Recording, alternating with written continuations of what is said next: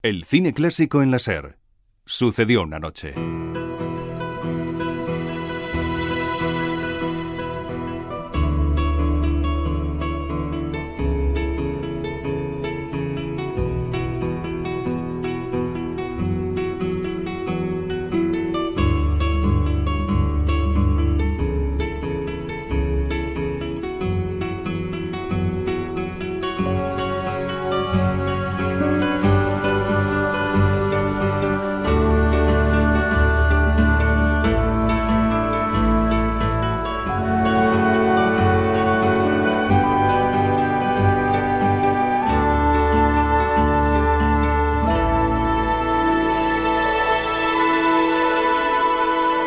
Muy buenas, hoy comenzamos con esta melodía de Carter Burwell que pertenece a la banda sonora de Cámara Sellada, una película de los años 90 en la que Gene Hackman interpretaba a un supremacista blanco que esperaba su ejecución en el corredor de la muerte. Y es que de estos angelitos neonazis y racistas vamos a hablaros hoy en Sucedió una noche. Como os hemos contado antes, Jamie Bell interpreta en Skin a un supremacista blanco que intenta cambiar de vida. Eso nos ha animado a revisar nuestra videoteca para encontrar en ella un montón de películas que en las últimas décadas han tratado el tema de los neonazis, skinheads y supremacistas blancos. Era la mañana del 19 de abril de 1995. Como todos los días, las oficinas federales del gobierno de los Estados Unidos en Oklahoma City comenzaban a llenarse de gente. Los funcionarios iban llegando poco a poco. Muchos de ellos acababan de dejar a sus hijos en la guardería, situada en una de las plantas del edificio. Y entonces el reloj se paró violentamente poco después de las 9 de la mañana.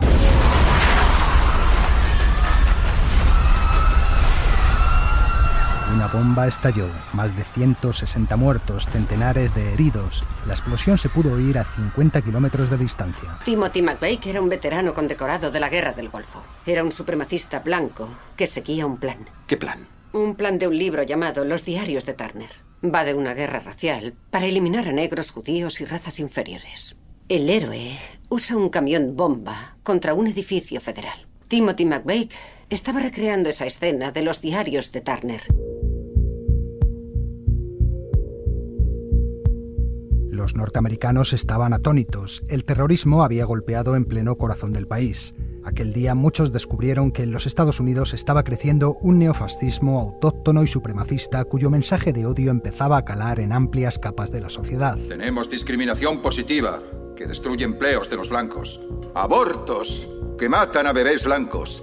Derechos homosexuales, que destruyen las familias blancas. La diversidad tiene un significado oculto. Y lo que significa es el genocidio de los blancos. Al racismo y al antisemitismo clásico se sumaba ahora la xenofobia y el rechazo a la inmigración. Archie Miller tenía esa tienda desde que éramos niños. Dave trabajaba ahí, Mike trabajaba ahí. Archie la palma y ahora un puto coreano la compra, despide a estos tíos y nos hunde porque ese mierda ha contratado a 40 putos ilegales. Veo toda esta basura delante y me cabrea que nadie haga nada. Os juro que me pone de muy mala hostia. Estos nuevos supremacistas eran grupos que conectaban con organizaciones tradicionales. La Alianza Aria, ¿eh? He leído mucho sobre vosotros. Somos el mayor grupo de nacionalistas blancos del mundo, no me sorprende. La Nación Aria sí, o el Ku Klux Klan, pero ellos iban más lejos. No somos esos del clan que esperan a un desastre para iniciar la guerra. Nosotros somos el desastre. Sí, señor. Con Internet habían encontrado un medio ideal para intercambiar opiniones y difundir sus ideas. Desde la radio y la televisión, líderes mesiánicos alimentaban también la causa. Está ocurriendo algo gordo. Algo más gordo que el 11S y que lo de Oklahoma City. Así que estad atentos, buscad armas y preparaos. Y todo ello en un país loco por las armas. ¿De dónde las has sacado? De un colega mío de la policía. Del Departamento de Control de Armas. Mira esta, tío. Una Glock de 9 milímetros. Con guía de láser.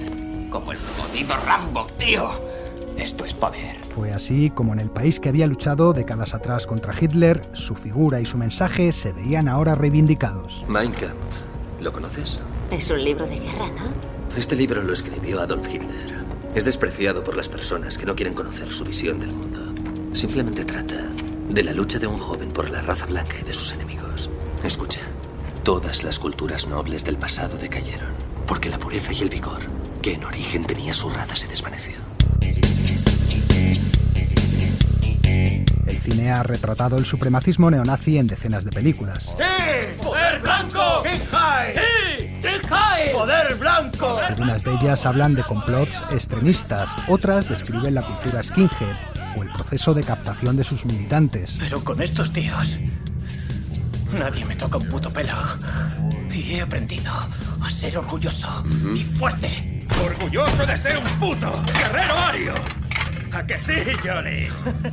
Ya en los años 80 se hicieron algunas películas sobre estos grupos, como El Sendero de la Traición, de Costa Gabras. Pero una cosa es segura, vamos a cargarnos al Zog. ¿Qué es el Zog? El gobierno de ocupación sionista. Lo que quiere decir que los malditos judíos están controlando el país con su policía negra. Pero fue tras el atentado de Oklahoma cuando el cine empezó a interesarse mucho más sobre el tema. En Semillas de Rencor, John Singleton abordaba la penetración de los neonazis en los campus universitarios. Joder, no he venido a esta universidad para que un blanco me ponga un arma en la cara. Eso podía pasar en el gueto. Parece que todo el sistema está montado para mantener la supremacía blanca. Y en American History X, Edward Norton daba vida a un rapado harto y desengañado que intentaba evitar que su hermano cometiera los mismos errores que él. ¿Cómo me he tragado ese cuento, sabes? Era solo porque estaba cabreado. Y nada de lo que hice me quitó esa sensación. Maté a 2 tíos, Danny. Los maté. Y no hizo que me sintiera distinto. Solo me perdió más aún y ya estoy harto de estar cabreado, Danny. En El Creyente, un jovencísimo Ryan Gosling protagonizaba la historia basada en hechos reales de un judío que se convirtió en uno de los líderes del partido nazi americano. La sociedad de los israelíes es fundamentalmente laica. No necesitan el judaísmo porque tienen tierra. El verdadero judío es el errante.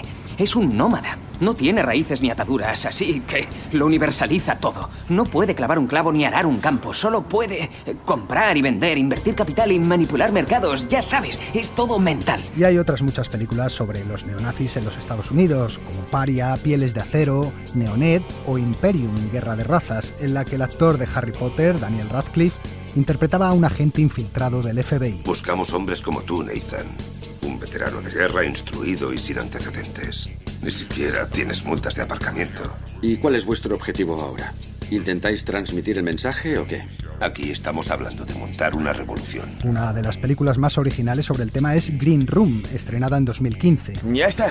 Una matinal mañana. Abren a la 1, tocáis a las 3. Y una cosa, hay mucho elemento con botas y tirantes. Skins siempre los hay. ¿Qué son? ¿DMS? ¿Sharp? No se pondrán a quemar cruces ni nada, ¿no? Tocamos y punto. Tocan las primeras. Las más cañeras. Un grupo punk es asediado por una banda de supremacistas blancos. En este caso, los Skins hacen el papel que en otras películas de terror tienen las hordas de zombies o los asesinos perturbados.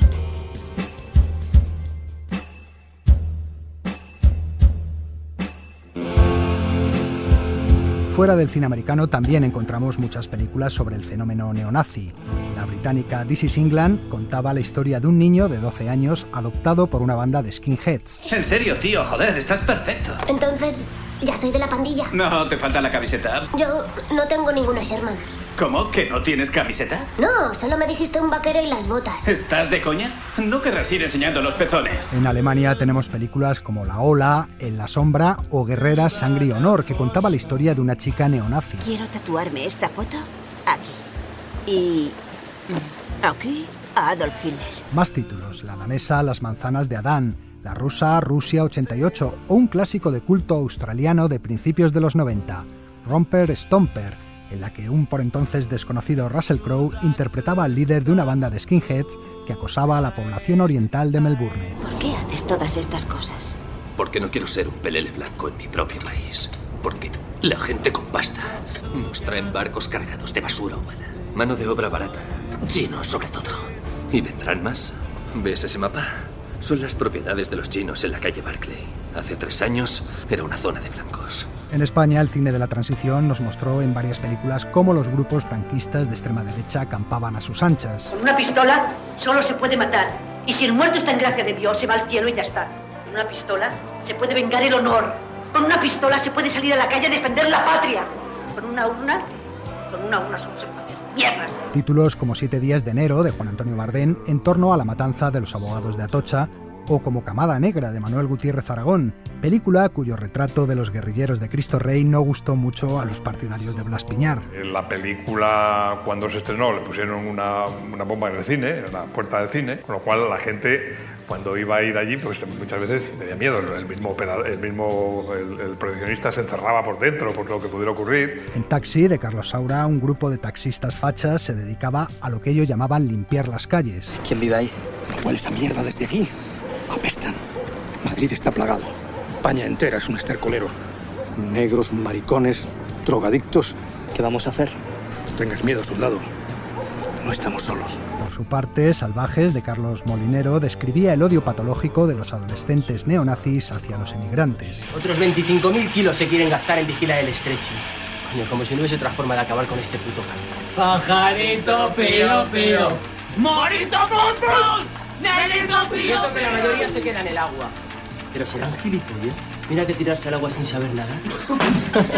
Y en Alacrán enamorado, Alex González interpretaba a un ultra que conseguía abandonar el fascismo gracias al boxeo. ¿Y para qué quieres boxear? Porque se me da bien. ¿El qué? Pelear. Pegarle entre 6 a 1 en la calle no sabes pelear, chaval. Tú no sabes pelear. Ya, pero sé que valgo. Sé que puedo aprender. Vente mañana a primera hora. A la primera mierda nacio racista te vas.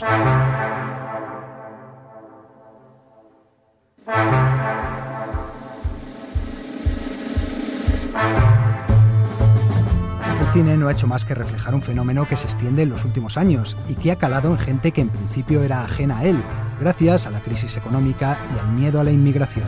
Prueba de ello es el creciente apoyo popular a la ultraderecha en toda Europa. Nosotros somos los buenos porque queremos cuidar de nuestras familias y porque no tenemos miedo de decir la verdad. Los inmigrantes son una amenaza a nuestra forma de vivir, a nuestros valores. Y dicen que somos pocos. Pues no lo somos, se engañan. Porque toda esa gente que conocéis, que no vería mal el hecho de que desapareciesen de sus barrios inmigrantes, toda esa gente son ya nosotros. Y nos llaman con algo mucho más fuerte que la voz y que la palabra. Nos llaman con su miedo y con su asco, por todo lo que nos amenaza y nos ensucia. El terrorismo de extrema derecha está en auge y el peligro no está ya solo en las organizaciones neonazis, que de alguna manera la policía puede vigilar. Manifestaciones, discursos, política, así no es como llegará el cambio. Vendrá de soldados desconocidos, de la resistencia sin líderes. Son los llamados lobos solitarios. Anders Breivik, el ultra noruego que mató a 77 personas en un campamento laborista. Brenton Tarrant, autor de una masacre en 2 mezquitas en Nueva Zelanda. Tobias Radgen, el asesino que hace un par de semanas mató a 9 personas en la localidad alemana de Hanau. El patrón se repite una y otra vez. Estoy listo para la guerra. Solo hay 2 formas de afrontar todo esto. El paro, los alemanes sin hogar, los refugiados y la mierda inmigrante. La bomba va a estallar pronto. Y esta vez no dejaré que la escoria sobreviva. El auge del supremacismo blanco, de los grupos neonazis y de la ultraderecha en general representa un problema grave para el mundo actual. Y el cine ha de contribuir a denunciarlo. Porque las películas también sirven para eso. Para hacernos reflexionar sobre asuntos como el odio fanático. Porque en el fondo de todo, solamente hay un ingrediente realmente esencial para el fascismo. Fue el victimismo. Culpé a esos chicos negros. Culpé a esta escuela. Culpé a los policías. Culpé a todo el mundo. Iba a hacer daño a los demás, como me lo habían hecho a mí.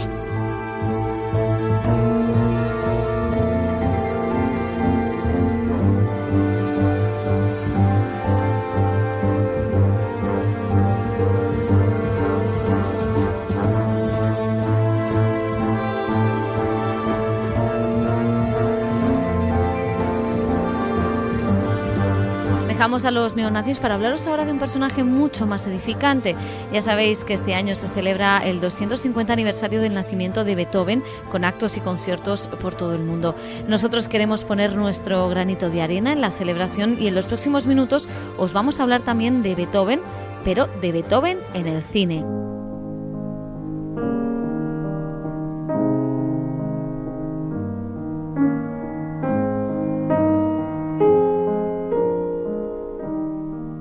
Es uno de los artistas más grandes de la historia y hasta los más desorejados son capaces de reconocer algunas de sus composiciones. Esto no es ni Rossini ni Cherubini.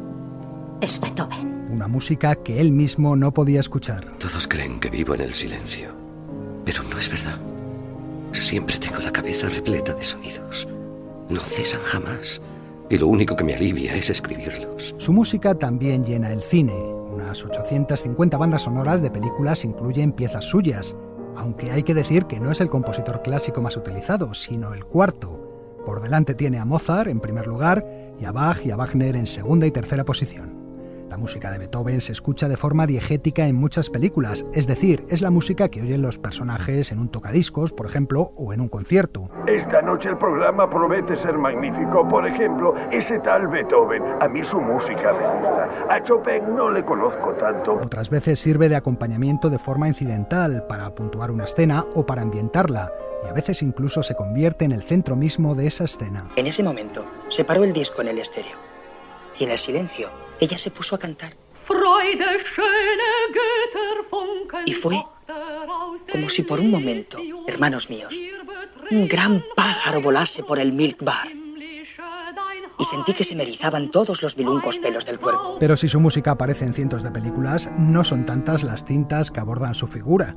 Si dejamos a un lado los documentales y las producciones para televisión, casi hay más títulos protagonizados por el perro Beethoven que por él mismo. ¿Conocéis el nombre de Ludwig van Beethoven?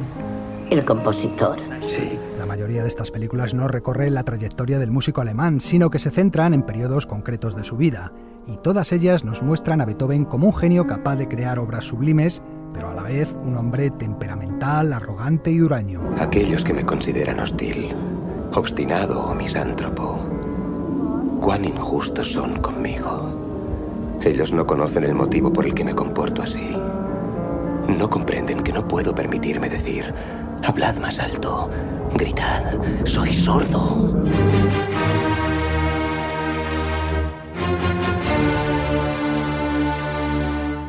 Aunque hay un par de producciones anteriores en la etapa del cine mudo, fue el director Abel Gance el responsable de la primera película importante sobre el compositor, Un gran amor de Beethoven, estrenada en 1936. Beethoven sourd, un musicien sourd, En 1949 se estrenó Heroica, del austriaco Walter Kolbe-T. ¿No es la Sinfonía Heroica lo que está tocando Beethoven? Sí, la Sinfonía Heroica. Así se conoce popularmente a la tercera sinfonía, la que Beethoven dedicó a Napoleón, al que admiraba profundamente, aunque luego renegaría de él cuando se proclamó emperador.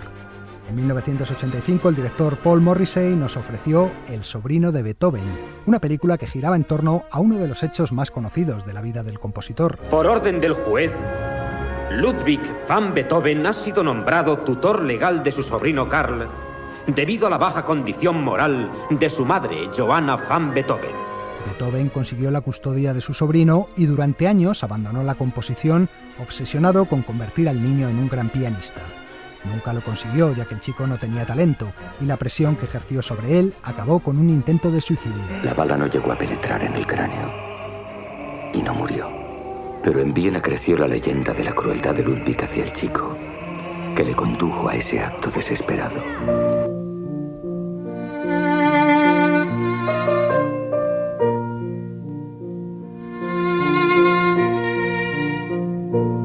A Beethoven le hemos visto también como personaje secundario en otras películas dedicadas a músicos, como Serenade, sobre la vida de Schubert, o Rossini, en torno al compositor italiano.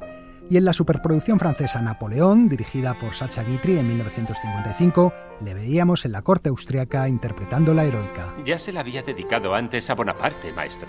¿Cómo? Que ya se la había dedicado primero a Bonaparte. Ah, sí. Pero después de eso, taché su nombre. Hay también algunas películas que giran no en torno a él, pero sí a su música. Es el caso de la Novena Sinfonía Acorde Final, de Douglas Sirk. Me gusta mucho la música. Una vez casi me salvó la vida. ¿La música? Sí, fue en Nueva York. Escuché la Novena Sinfonía de Beethoven en la radio. Estaba entonces muy enferma. Y esa música, casi diría que me devolvió el valor de la vida. Lo puedo entender muy bien. Era el 16 de febrero cuando empecé a recibir. ¿El 16 de febrero? Ese día dirigía yo la Orquesta Filarmónica de Berlín. La música de Beethoven y la novena en particular juegan también un papel muy importante en La Naranja Mecánica de Kubrick. Es la pieza favorita del personaje de Malcolm McDowell, pieza que luego llegará a odiar cuando es sometido a reeducación. O sea que ahora reaccionas a la música igual que ante el sexo y la violencia. Oh, no, señora, no es a toda la música, solo a la novena. No puedo soportar la Novena Sinfonía. Al odiar la novena, me entra algo así como una sensación extraña. Y entonces solo pienso en evaporarme. ¿Cómo dices? Quiero decir, morirme.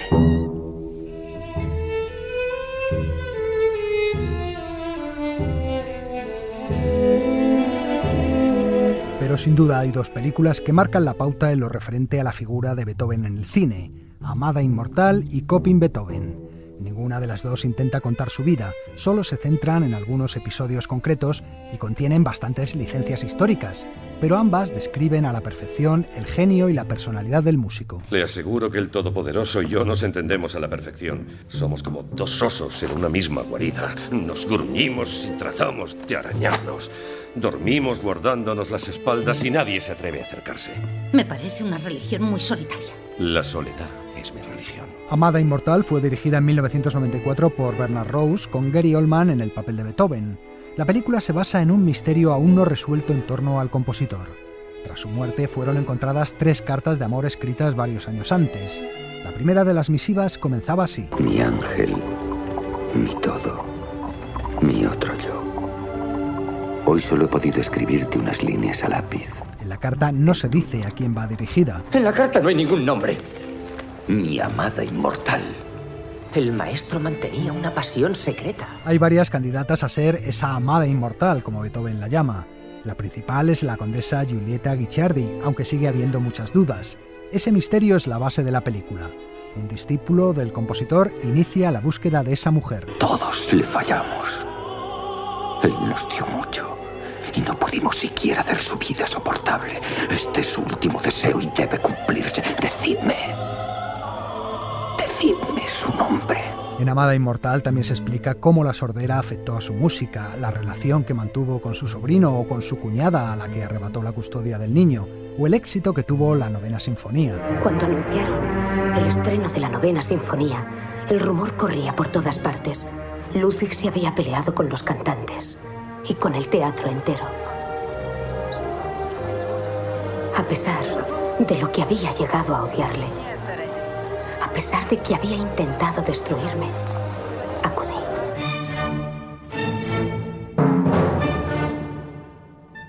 En torno a la Novena Sinfonía gira también Coping Beethoven, dirigida en 2006 por la realizadora polaca Agnieszka Holland. Mi admiración por Beethoven no es tanto por su éxito como por su valentía, por la capacidad que tenía de avanzar en territorios desconocidos en la música hasta entonces. Fue un artista genial, no solo como músico, sino como alguien que nunca se comprometió con el poder y a que nunca cedía su libertad. Ed Harris interpreta a Beethoven en los días en los que compuso la novena, a través de su relación con un personaje ficticio al que da vida Diane Kruger, una estudiante de música contratada para copiar su obra en el pentagrama. ¿Sabe para qué está aquí? ¿Tiene idea de para quién va a trabajar? No, el doctor Rauch no me lo dijo. La bestia. La bestia. Beethoven. Se va a estrenar su Novena Sinfonía y las partituras no están listas. ¿Qué queda por hacer? La parte coral. Al principio el músico desconfía de ella por ser mujer, pero pronto se rendirá a su talento. Esta mujer será también la que le ayude a dirigir la orquesta en el estreno de la sinfonía. No puedo hacerlo, Anna Holmes. No puedo dirigir la orquesta al unísono. Maestro, yo le ayudaré. Me pondré donde pueda verme y llevaré el ritmo, le marcaré las entradas. No se preocupe. La escena de la presentación de la Novena Sinfonía, de más de 12 minutos de duración, es una de las mejores secuencias de música clásica de la historia del cine. Escondida entre los músicos, la copiadora le va dando las entradas y las intensidades. Este personaje, como decimos, no existió, sino que es en realidad una mezcla de varias personas. 2 jóvenes copistas austríacos que trabajaron con el músico, una compositora amiga de Beethoven y la misteriosa mujer que el día del estreno de la novena subió al escenario y dio la vuelta al compositor para que viera de frente el clamoroso aplauso del público.